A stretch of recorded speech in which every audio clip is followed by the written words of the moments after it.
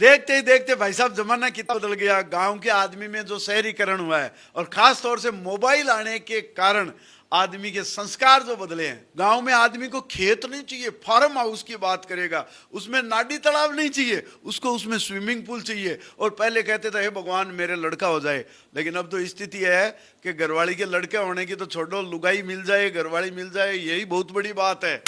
और गाय भैंस दूध के लिए जो रखते थे अब उसकी जरूरत ही कहां पड़ती है। आदमी को तो सुबह सुबह उठते ही दारू चाहिए, बियर चाहिए। और रही बात संस्कार की, तो पहले पांव छूते थे, राम रमी करते थे, नमस्कार करते थे। अब आप किसी के घर जाओ, आदमी मोबाइल से मुंह निकाल करके आपकी तरफ एक बार नजर भर के देख ले तो भाई साहब इससे बड़ा सम्मान हो ही नहीं सकता। मैं आपको बताना चाहता हूं, एक पुराना भजन मैंने रिनोवेट किया है। पुराने टाइम में लोग क्या वरदान मांगते थे।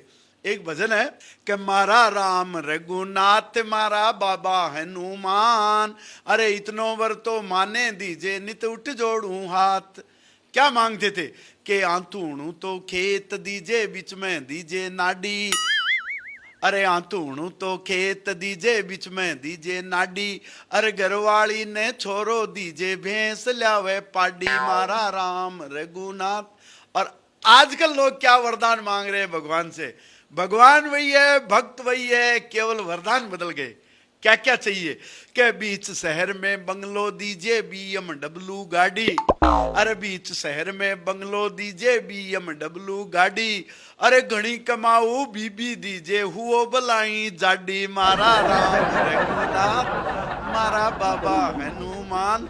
और क्या चाहिए कि माल्या जीतो लोन दीजिए बिड़ला जीतो माल, के माल्या जीतो लोन दीजिए बिड़ला जीतो माल, अरे शशि थरूर सो थो बड़ो दे लालू जितरा लाल, मारा राम रघुनाथ। और क्या क्या चाहिए। आज के मोबाइल पीढ़ी के बच्चों को दुनियादारी से कोई लेना देना नहीं है।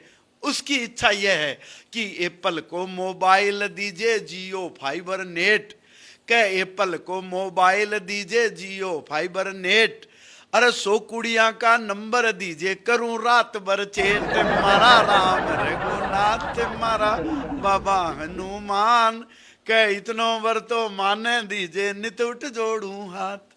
ये मेरी सारी मस्ती की बातें है ना, ये सुष्मिता सेन की तरह पवित्र है, सनी लियोनी की तरह मित्र है, पूनम पांडे की तरह पारदर्शी है, कंगना रानौत की तरह त्रिकालदर्शी है, दया भाभी की तरह मेरी कविता सब कुछ जानती है, और इस देश की जनता को जेठालाल मानती है।